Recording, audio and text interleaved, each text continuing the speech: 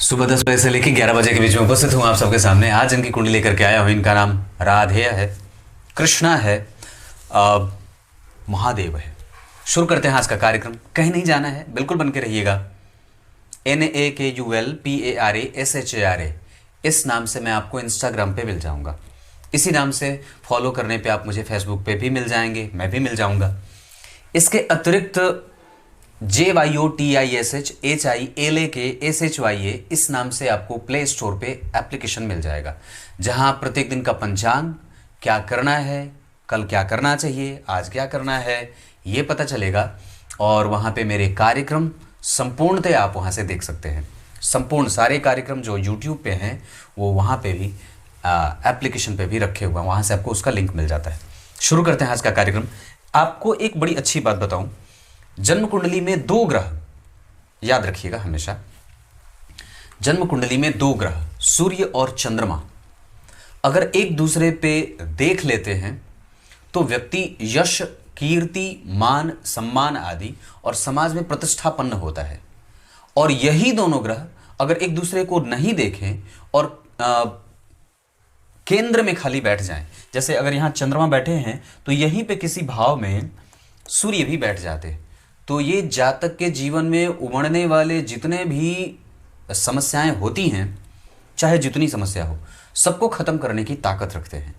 इन दोनों को ठीक वैसा ही बल मिल जाता है केंद्र में बैठने पे, जैसे केंद्र में एकमात्र बैठे गुरु। पर शर्त यह है कि चंद्रमा के पास अपना बल होना चाहिए।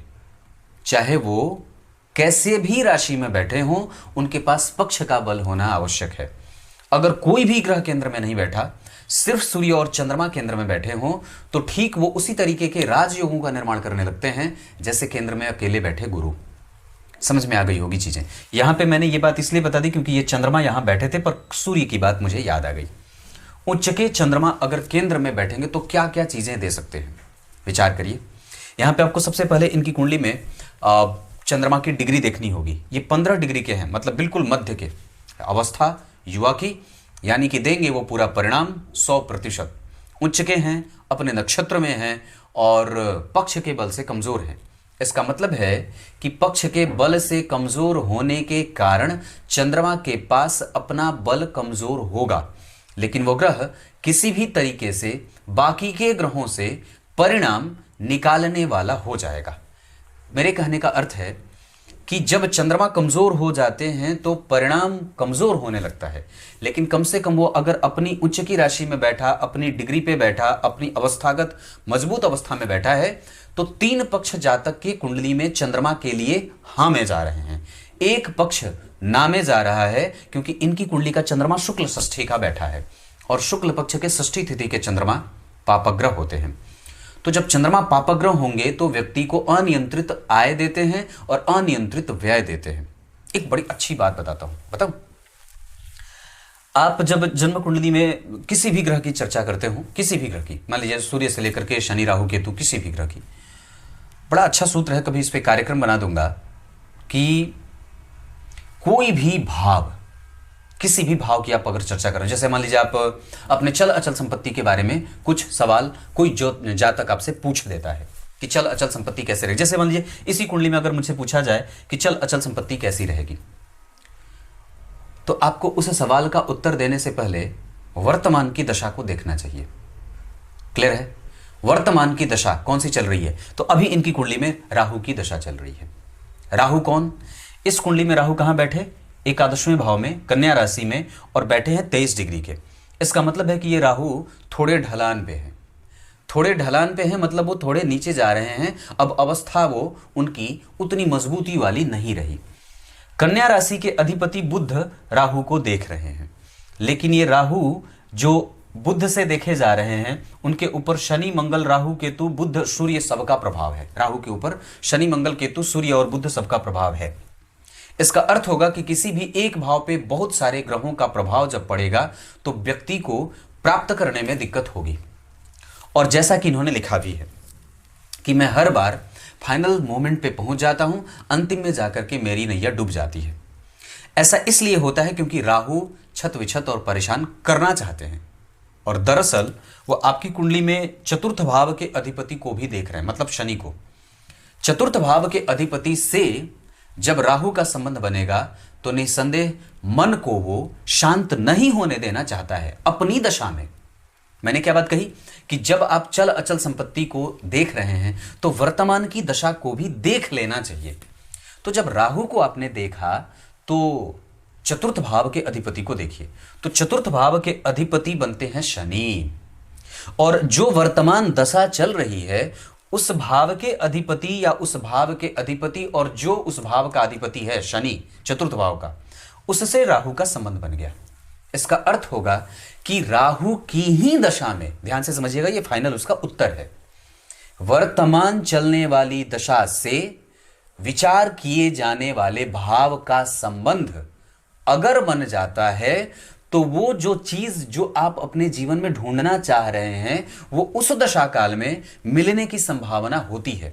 इसका अर्थ होगा कि जातक 2027 तक अगर कोशिश करे तो इसको मेंटल पीस मिल सकती है जो वो चाहता है, या चल अचल संपत्ति के दरवाजे खुल सकते हैं जो वो चाहता है।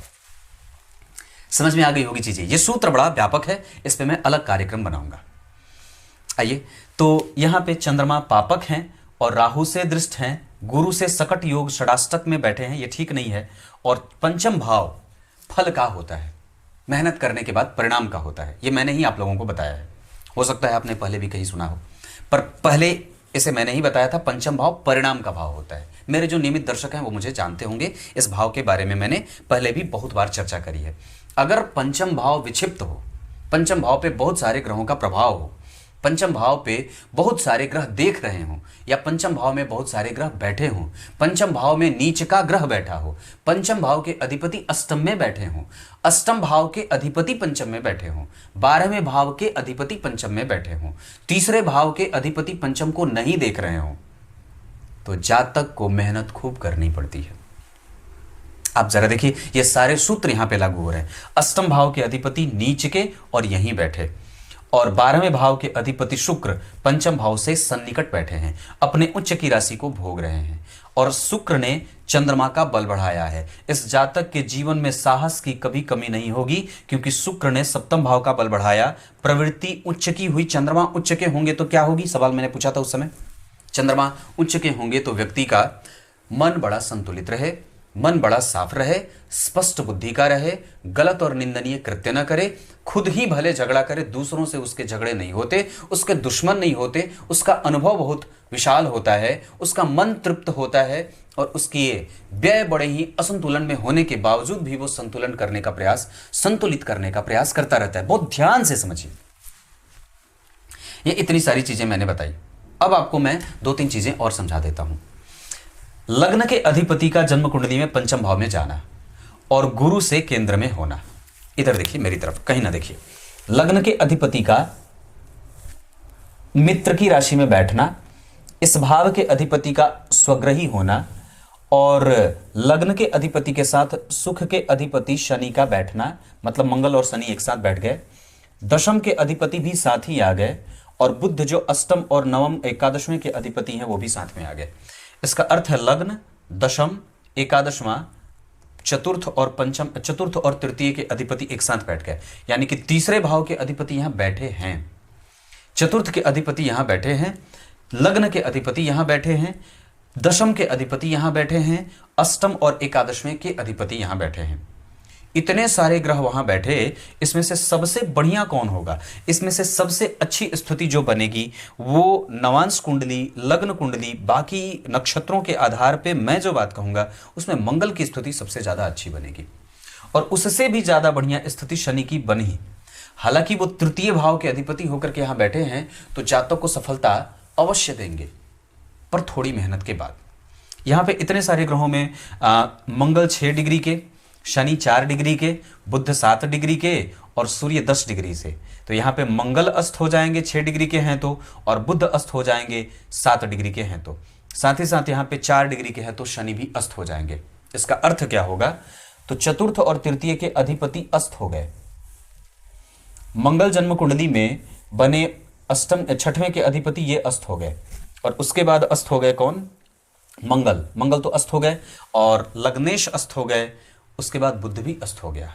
यानी कि मंगल, बुध और शनि के अस्त होने के कारण व्यक्ति का कंसंट्रेशन भी लो होगा, क्योंकि अस्तमें से पहले ही नीच का बैठा है। और मंगल जो इस कुंडली के लग्नेश हैं और प्रतियोगिता भाव के अधिपति होकर के व्यक्ति को प्रतियोगी बनाएंगे, प्रतियोगिता परीक्षाओं में जल्दी सफलता देंगे, वो भी अस्त है। और शनि इस कुंडली का मेंटल पीस, जो व्यक्ति को कहीं ना कहीं से खींच करके सुखी जीवन व्यतीत करने के सुपारी देते हैं, वो भी अस्त हैं। 3 ग्रह अस्त, पर फिर भी कुंडली कमजोर नहीं होगी। क्यों? क्योंकि जन्म कुंडली में चंद्रमा उच्च के और लग्नेश कम से कम पंचम भाव में, परम मित्र के भाव में, गुरु से केंद्र में बैठे हैं। कुछ बल जातक के पास अवश्य होगा, क्योंकि यहाँ पे मंगल उच्च के हो जा रहे हैं, गुरु उच्च के हो जा रहे हैं, शुक्र और राहु शनि के साथ जन्म कुंडली में लग्नेश मंगल उच्च के, चंद्रमा तृतीय भाव में बहुत अच्छे, भाग्य भाव के अधिपति जन्म कुंडली में उच्च के हुए हैं। भाग्य का बल, धर्म के प्रति आस्था, बड़ों का आशीर्वाद, मंदिरों का दर्शन, ब्राह्मणों की पूजा, माता पिता की आराधना और आदित्य हृदय स्तोत्र का पाठ, लाजवर्त रत्न धारण करना, रविवार को नमक बंद और गणेश जी के मंत्रों का जप करना, ये सब आपकी कुंडली में 2027 तक करने से नौकरी के योग बनेंगे। अगर हो सके तो एक माणिक के भी धारण कर सकते हैं। इस कुंडली के आधार पर धन भाव ठीक है, थोड़ी बहुत मशक्कत धन में इसलिए हो रही है क्योंकि चंद्रमा पापक बन जा रहे हैं। उनके पास थोड़ा बल कम होने के कारण कुंडली को थोड़ी गति देरी से मिल रही है। भाग्य भाव के अधिपति उच्च के, राहु से दृष्ट, मंत्र और डीप थॉट बहुत अच्छा होगा। हालांकि कंसंट्रेशन व्यक्ति का बिलो है और लगातार व्यक्ति वो कोई भी काम कई बार नहीं कर पाता।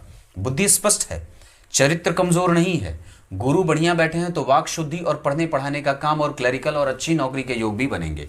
अगर 6वें भाव के अधिपति कमजोर नहीं होते तो और भी अच्छी बात होती। 10वें भाव के अधिपति के साथ शनि का संबंध योग कारक स्थिति। देखिए, सूर्य के साथ शनि बैठे हैं, 2 केंद्रों के अधिपति एक साथ बैठ गए। 9वें भाव के अधिपति पहले ही उच्च के होकर के भाग्य का बल दे रहे हैं। लग्न के अधिपति पंचम में आकर के व्यक्ति को एजुकेटिव और एजुकेशन या परिणाम प्राप्त अवश्य होगा, ऐसी जागृति पैदा कर रहे हैं। पर इसके साथ साथ आपको कोई ना कोई एक ऑप्शन जरूर रखना चाहिए पढ़ाने के क्षेत्र को लेकर के। पढ़ाइए, आगे बढ़िए। उच्च शिक्षा का योग आपकी कुंडली में थोड़े मेहनत के बाद ही है, पर वो मिल जाएगा। अगर अष्टम भाव के अधिपति उच्च के नहीं होते, नीच के नहीं होते, और चंद्रमा अगर क्या बोलते हैं कि पक्ष बल से कमजोर नहीं होते, तो ये कुंडली और भी ज्यादा आगे बढ़ सकती थी। हनुमान चालीसा का पाठ प्रत्येक दिन अवश्य करना चाहिए। सूर्य को अर्घ दिया करिए, रविवार को नमक बिल्कुल न खाइए। आपकी कुंडली का दाम्पत्य ठीक है, दाम्पत्य को लेकर के कभी भी चिंतित होने की कोई आवश्यकता नहीं है। पत्नी धनवान घर से आएंगी, चरित्रवान आएंगी और दार्शनिक आएंगी। शुक्र यहाँ बैठा है, उनके पास पूजा पाठ, मंत्र जप और अनुभव। दान वीर, दान की स्तुति, दान देने की बात जातका करती रहती है। उच्च का चंद्रमा, दाम्पत्य टूटे नहीं। बुध और चंद्रमा त्रिकोण में, ये बहुत अच्छी बात होगी। गुरु उच्च के, मंगल उच्च के, सूर्य 11वें भाव में बैठ करके अपने भाव को देख रहे हैं। निश्चित रूप से व्यक्ति को सरकारी नौकरी के योग बनेंगे। आप मेहनत करो। आपकी कुंडली में दिशा, इस कुंडली के लिए शनि अच्छे नहीं होते, इस कुंडली के लिए सूर्य अच्छे होते हैं, मंगल अच्छे होते हैं और देवगुरु बृहस्पति अच्छे होते हैं। इस कुंडली के लिए बुध भी थोड़े थोड़े कमजोर कभी कभी हो जाएंगे। वैसे चंद्रमा और सूर्य दोनों ही इस कुंडली में महत्वपूर्ण ग्रह होते हैं। भाग्य और दशम के अधिपति, सबसे मजबूत केंद्र दशम स्थान होता है। उस भाव के अधिपति अगर जन्म कुंडली में केंद्र और त्रिकोण से संबंध बनाएंगे तो जातक को निश्चित रूप से उसके कर्म क्षेत्र से लाभ देते रहेंगे। क्लियर है? नक्षत्र आपके लिए उत्तरा भाद्रपद अच्छा रहेगा। सूर्य जिस स्थिति में बैठे हैं उसके आधार पे उनके पास नौकरी का बल है। सूर्य और शनि बैठे हैं, गड़बड़ नहीं है। शनि की दृष्टि जन्म कुंडली में कम से कम गुरु पे है, यह भी नौकरी का योग बना रही है। चंद्रमा बहुत बढ़िया, व्यापार भी करना हो तो भी आप कर सकते हैं, क्योंकि सप्तम भाव व्यापार का होता है। अपना कोई भी रोजगार स्थापित करना होगा, आप कर लीजिएगा, प्राइवेट नौकरी से बचिएगा। मंगल आपकी कुंडली में जिस स्थिति में बैठे हैं उसके आधार पे मैं जितनी बात कहूंगा, उनके पास तकनीक का ज्ञान है, तो आजकल के टेक्निकल एजुकेशन को भी सीख लीजिए। अगर कंप्यूटर वगैरह हो सके, इंटरनेट पे कैसे काम किया जाता है वो हो सके, दुनिया भर की चीजें आपको जानने की स्थिति बनी हुई है। बुध आपकी कुंडली में जिस स्थिति में बैठे हैं उसके आधार पर वो आपको कम से कम कॉपी करने वाला, चीजों को समझ करके अपना बना लेने वाला, ये गुण विकसित करिए। और कैसे मार्केटाइज किया जाता है अपने आप को, उस पर काम करिए। अपना प्रचार कैसे बढ़ाया जाए, इस पर काम करिए। गुरु जिस स्थिति में बैठे हैं उसके आधार पर वो कम से कम आपको अनुभवी और ज्ञान का भोक्ता बना रहे हैं। शुक्र जिस स्थिति में बैठे हैं उसके आधार पर वो आपको साहसी, अपने ज्ञान के बल पे अपनी परिस्थितियों को संवारने वाला और साथ ही साथ हमेशा ही प्रतियोगिता को लेकर के थोड़ा डरने वाला बना रहे हैं, थोड़े डरपोक। शनि जिस स्थिति में बैठे हैं उसके आधार पर उनके पास बल होगा। अगर वो अस्त नहीं होते तो काम और भी बढ़िया होता। राहु आपकी कुंडली में ठीक बैठे हैं, मंगल का प्रभाव उन पे है, क्रोध ना करिएगा। राहु की स्थिति यहाँ के लिए बहुत अच्छी, राहु की स्थिति यहाँ के लिए थोड़ी कमजोर, राहु की स्थिति यहाँ के लिए अच्छी बन रही है, पर वस्तुतः चंद्रमा को वो थोड़े कमजोर कर दे रहे हैं। अपने मन से कुछ भी काम मत करिए, कुछ भी करने से पहले अपने पिता से अवश्य ही पूछ लिया करिए। माता का भाव इस कुंडली में थोड़ा कमजोर है, इस वजह से माता के स्वास्थ्य पे ध्यान देने की आवश्यकता होगी। गणेश जी के मंत्रों का जप करिए। जन्म स्थान से उत्तर का प्रभाव बहुत अच्छा रहेगा। दाम्पत्य आपकी कुंडली में कभी खराब नहीं है। रोग व्याधि पत्नी को लग सकती है, उनके ऊपर थोड़े बहुत खर्च की स्थिति बनेगी, पेट से वो परेशान रह सकती हैं। वैसे आपकी कुंडली में जो शुक्र की स्थिति मैं देख रहा हूं वो आपको और भी ज्यादा भाग्यशाली बनाने पे उतारू है। यहाँ पे वृश्चिक राशि में सम संख्या की राशि में शुभ ग्रह का बैठना, सम संख्या की राशि में शुभ ग्रह का बैठना, सम संख्या की राशि में शुभ ग्रह का बैठना, विषम संख्या की राशि में पाप ग्रह का बैठना, सम संख्या की राशि में नहीं पर शुभ ग्रह की राशि में दो नैतिकीय तत्वों के ग्रहों का बैठना बहुत अच्छा होगा। यहाँ पे राहु धनु राशि के और राशि के अधिपति केंद्र से त्रिकोण का संबंध बहुत बढ़िया। मंगल उच्च के, विषम संख्या की राशि नहीं है, सम संख्या की राशि में शुभ ग्रह का बैठना। एकादशवें भाव में सूर्य अपने राशि की तरफ तो नहीं बढ़ रहे पर एकादशवें भाव में वो बलवान हो जाते हैं। अगर केंद्र में हो जाते तो और भी अच्छी बात होती। शायद इसी वजह से कर्म क्षेत्र जो है वो एक साथ पटरी पे नहीं आ रहा है, क्योंकि आपकी कुंडली में राहु एकादशवें भाव में बैठे हैं जो आपको थोड़े बहुत लालची और आपके काम को रोकने वाला बना रहे हैं, पर वस्तुतः वो देंगे अवश्य। लगे रहिए।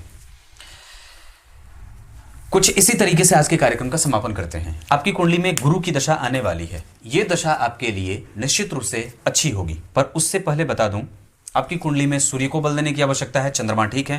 हनुमान चालीसा का पाठ, गणेश जी के मंत्रों का जप, मंदिर का दर्शन और देवी दुर्गा के मंदिर का दर्शन हो जाए तो दो काम एक साथ बन जाएंगे।